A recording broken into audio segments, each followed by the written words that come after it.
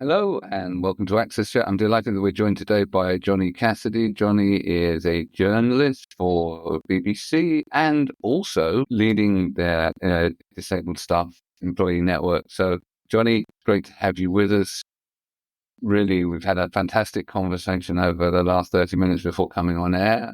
Probably should have recorded some of it. But so I've known of you for years because I grew up supporting assistive tech on the BBC, but it's great to actually talk with you in person. So tell us a bit about your role as a journalist and as a user of assistive tech, because I think that a lot of people don't really come across that many journalists that are assistive tech users outside of the context of the BBC and some of the other BBC broadcasters. It's not that common. So we have a global audience here. So over to you. Thank you, first of all, Neil, and thank you to you and Deborah for inviting me on. It's such a privilege to be invited here.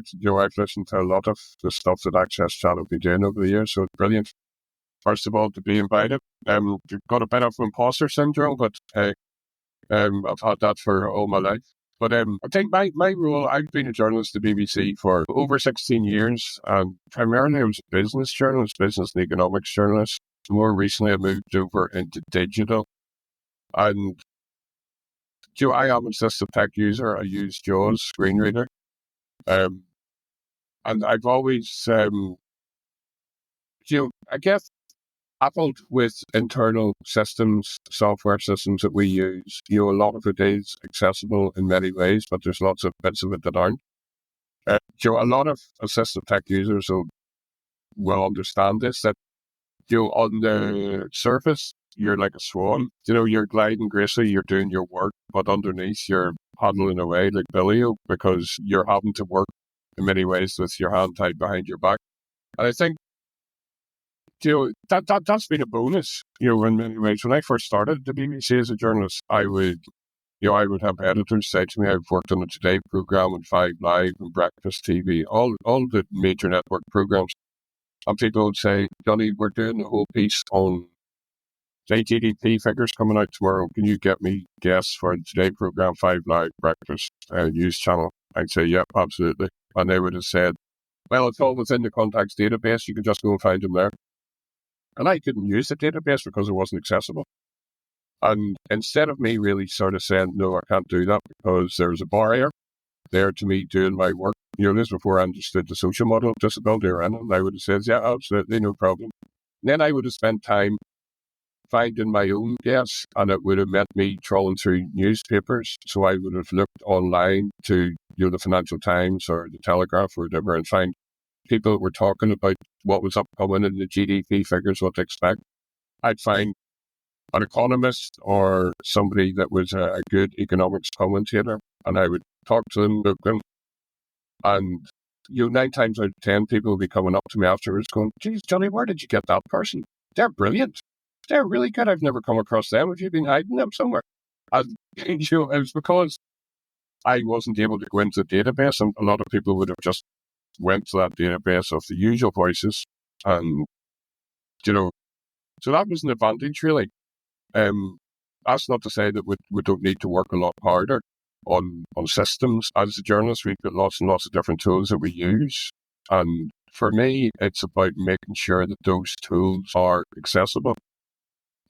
Disabled people in all walks of life bring a lot of different understanding, knowledge, creative insight, innovative ways of thinking and problem solving. But to be able to bring that all to use, you must be able to have the tools at your disposal in the same way that everybody else has. And that's a bit of a long-winded way around me saying that that's how I got really interested in digital accessibility, both in terms as a user, but also for the audience.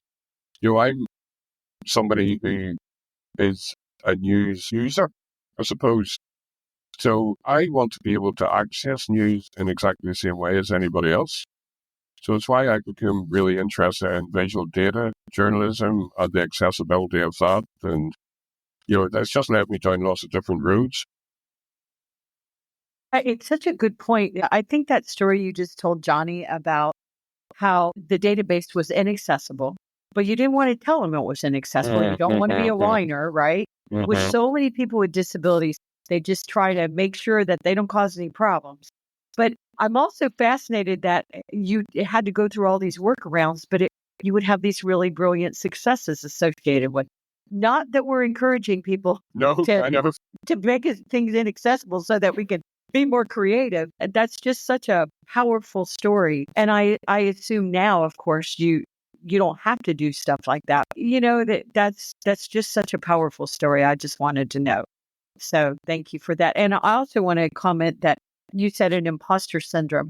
So many of us, I know I have had the imposter syndrome for so long, but I like how you had the imposter syndrome and you think you should be on this program. We obviously totally disagree with you because your work is so important. And I know I'm joining from the United States. We love BBC. So many Americans that I hang around with, we would prefer to get our news from BBC as opposed to sometimes American options.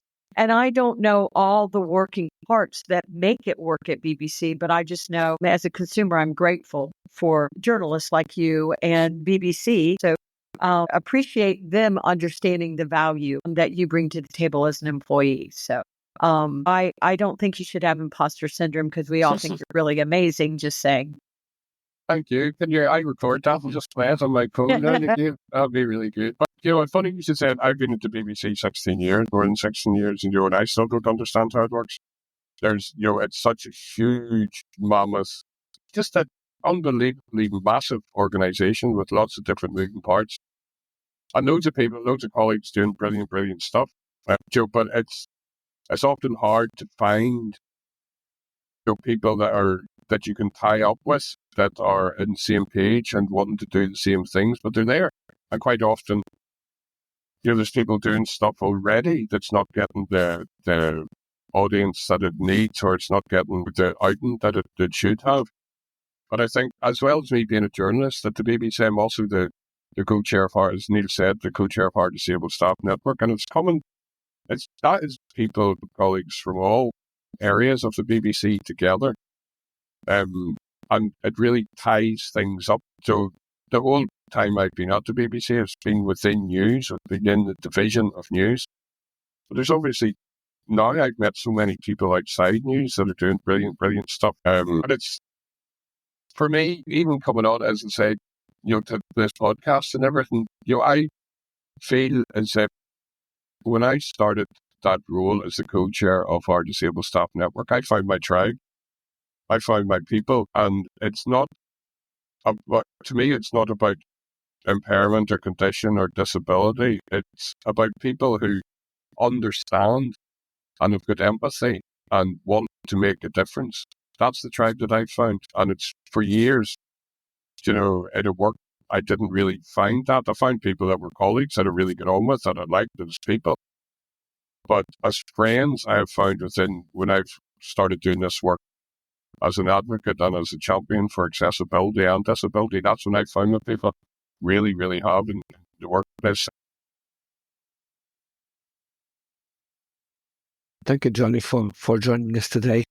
I'm curious about your journey at the BBC. I would like to know from you, when you joined back and you had to talk with people about accessibility, about what you were doing, about its importance.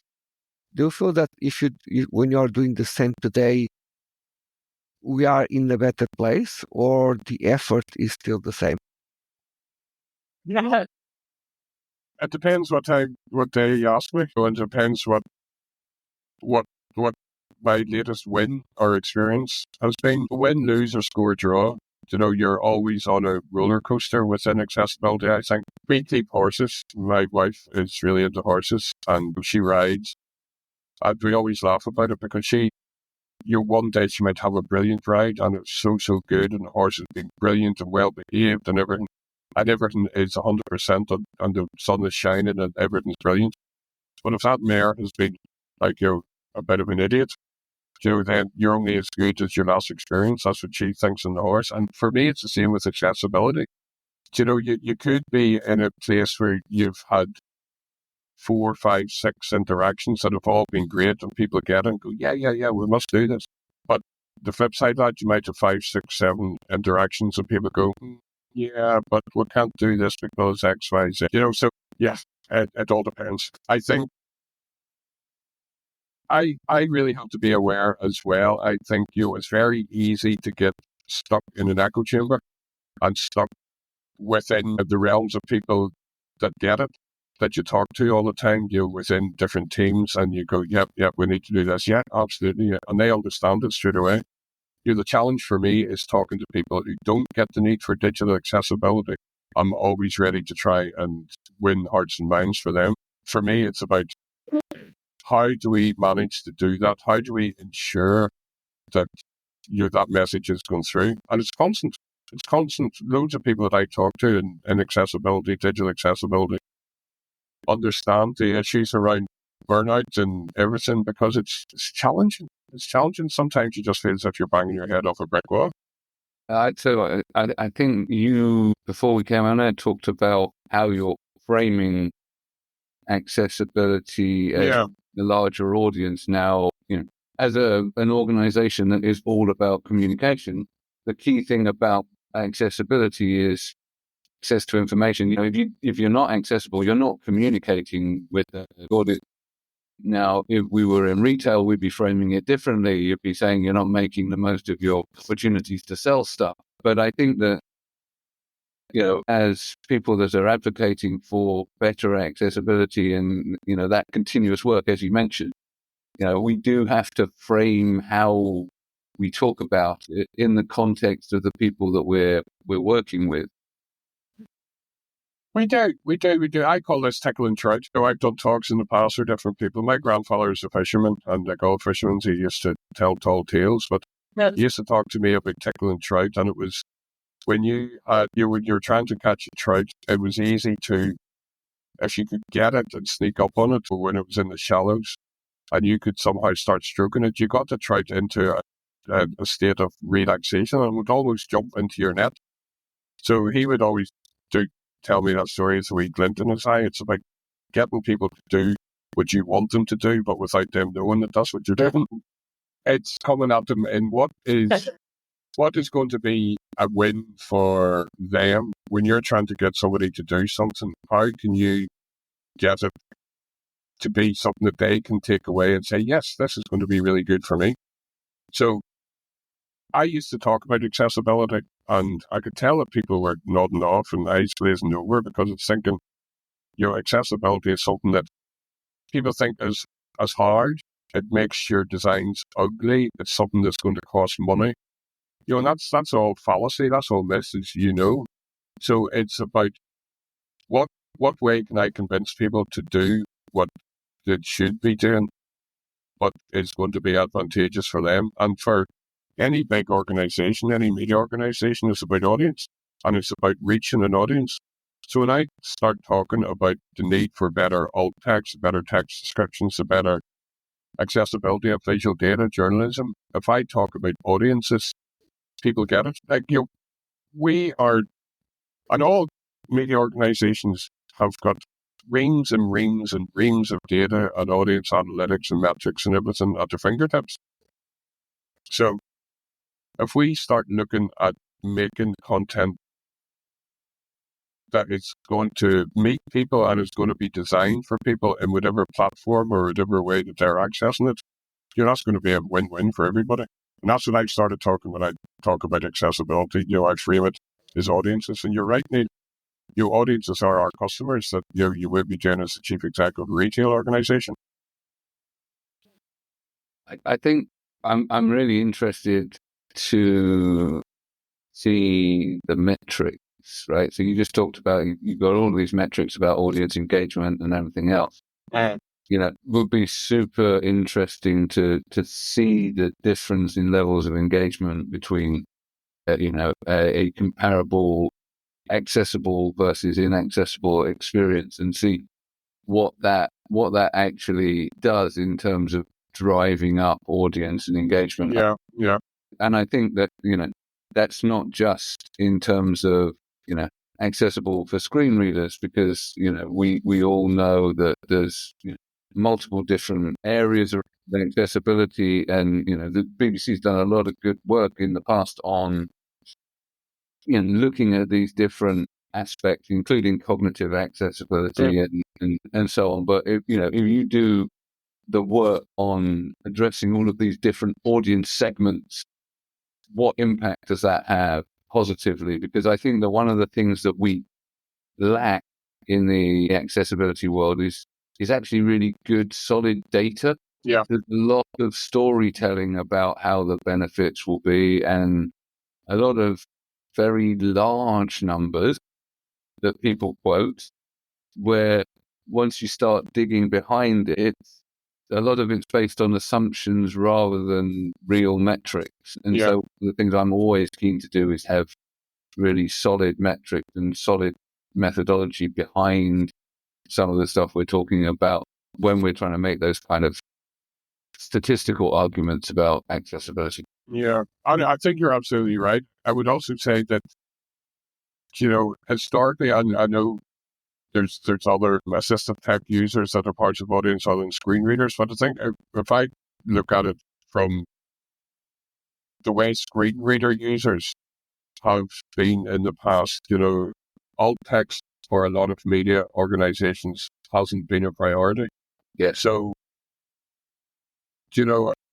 a lot of people have just got used to having rubbish alt text.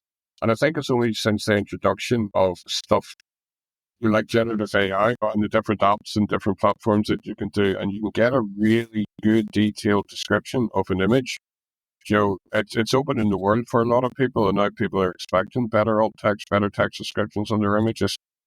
So we're coming from a low base, I guess, because people won't historically have said, look, this is really bad because it's what we've always had.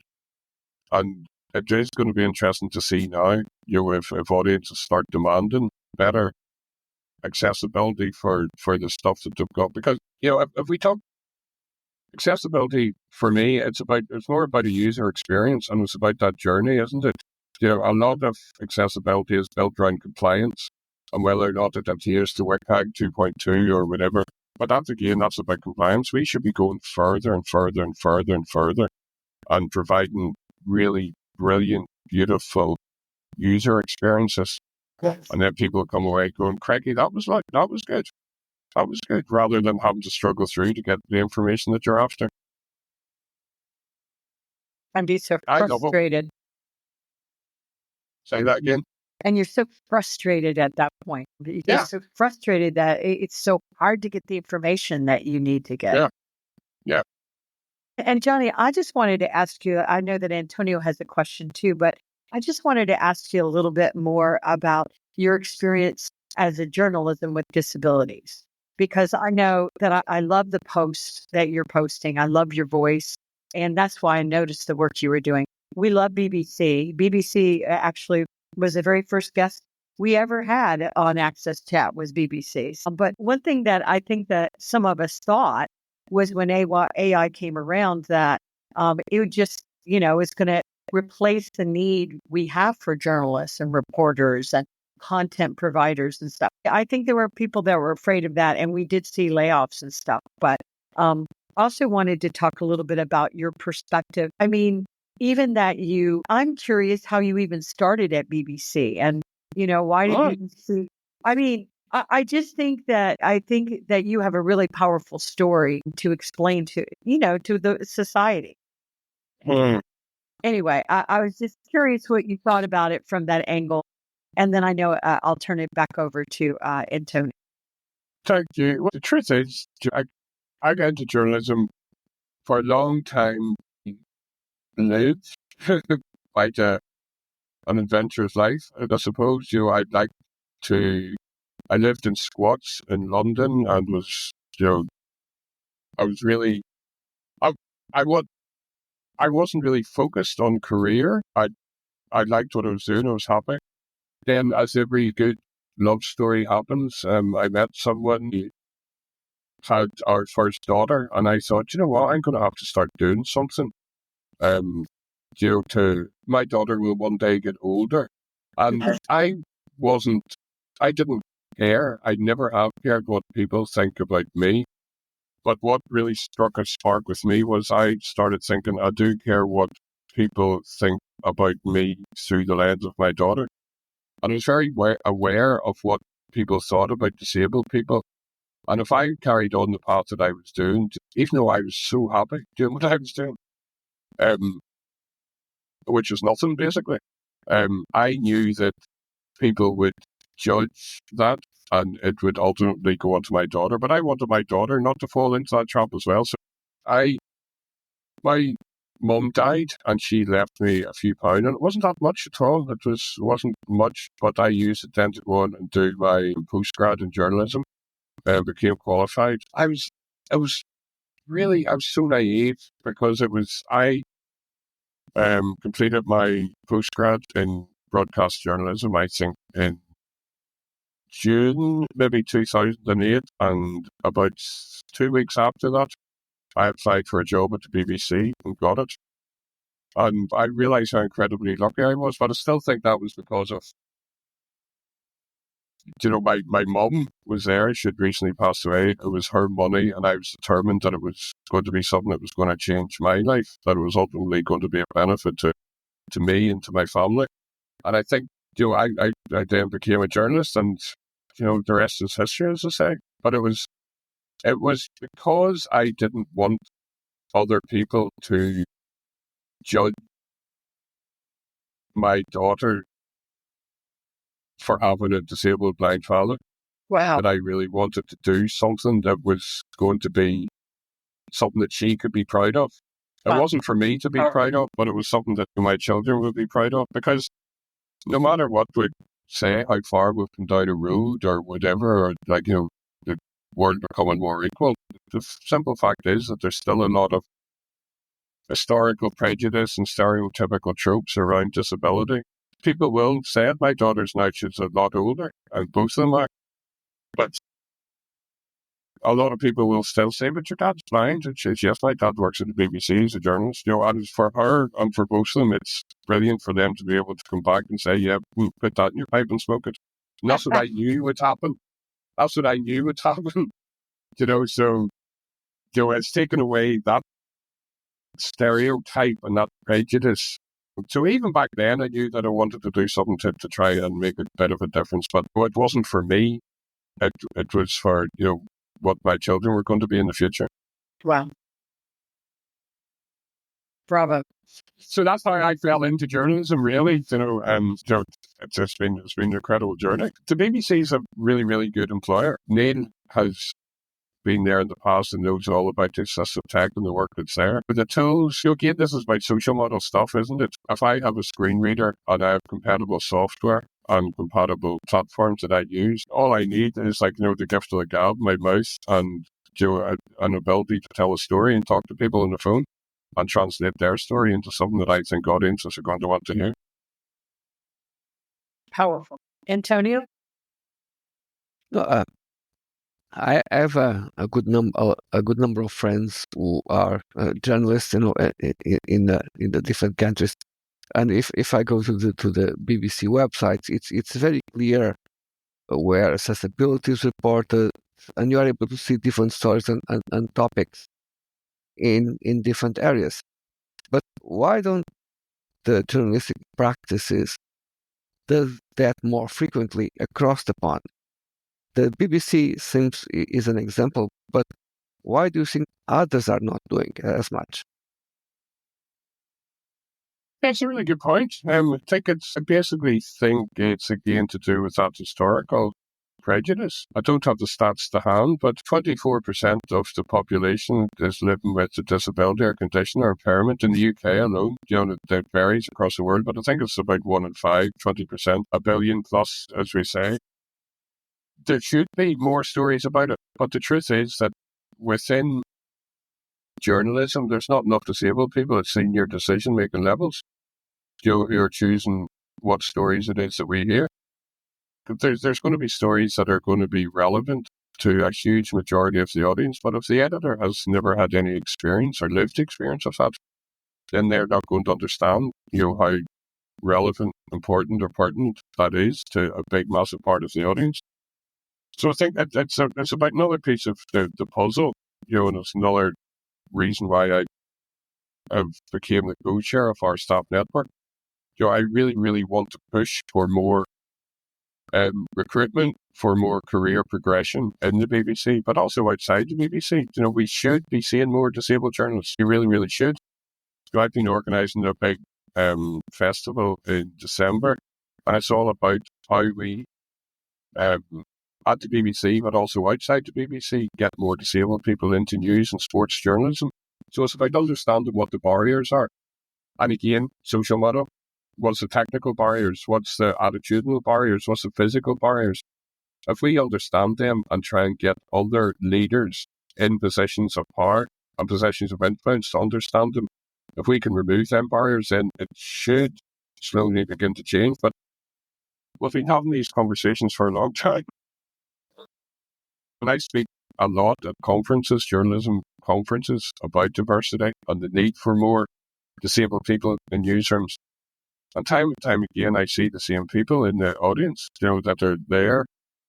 And I said, it's coming to the point where I'm going to have to say, look, you were here the last time I spoke about this. What have you done about it? Right. And people don't want to hear that yet. And you have to be very gentle, with people. And I've learned that, and that's come with experience. My natural state of being isn't to be that gentle person. I'm a bit like a bull in a china shop. Sometimes, just get it done. But that doesn't come across very well a lot of the time. So I think, again, let's go back to what I was saying to you, Neil. We have to I need to convince people in a way that's going to be advantageous for them. And this is about audiences. We get more disabled. It's not rocket science. We get more disabled journalists talking about, and it's not just disabled people. We need more diversity in general. There's a lot of questions that need to be asked about journalism. The model, some might say that it needs to be fixed. It's broken. How do we do more community-based journalism? How do we get people from different backgrounds to be able that are parts of different communities? I give them the power to be able to tell the stories about their communities, but in a really, really trustful way. So there's a lot of communities that are distrustful of the media for whatever reasons. When their stories are being told, it's being told through an inauthentic way or an inauthentic lens. So it's about trust. So there's a lot of different answers there, Antonio, but I think the first thing really is to get more disabled people, more people from diverse backgrounds and decision-making levels in major news organizations, so we can try and hopefully filter the stories down through.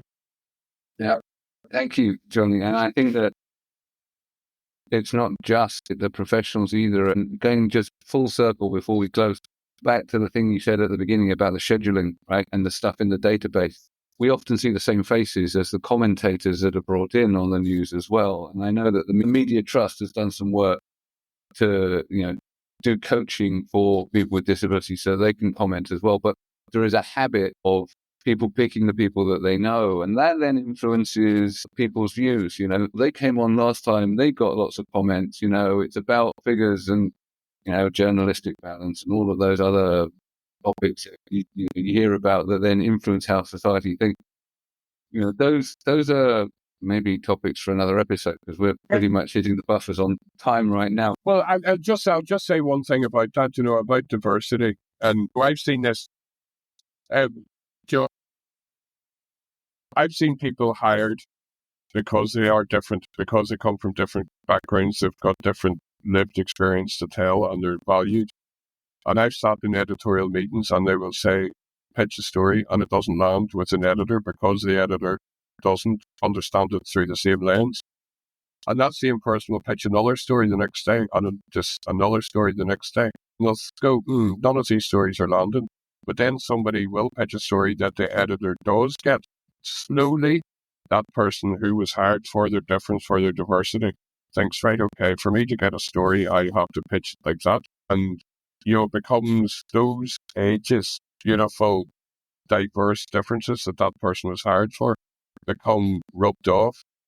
And there's pitching stories then that are a bit ubiquitous or a bit sort of interesting for the editor. So again, if you had people with different lived experience that were making those editorial decisions, that's maybe where you would see the real value of the diversity. So we get people in, news organisations and the news industry get people in at that entry level, but the other parts of the puzzle in the equation are to really foster inclusion and belonging. You have to get them moving up through so they're being able to influence decision making. Yeah, absolutely. We need that influence. Thank you, Johny.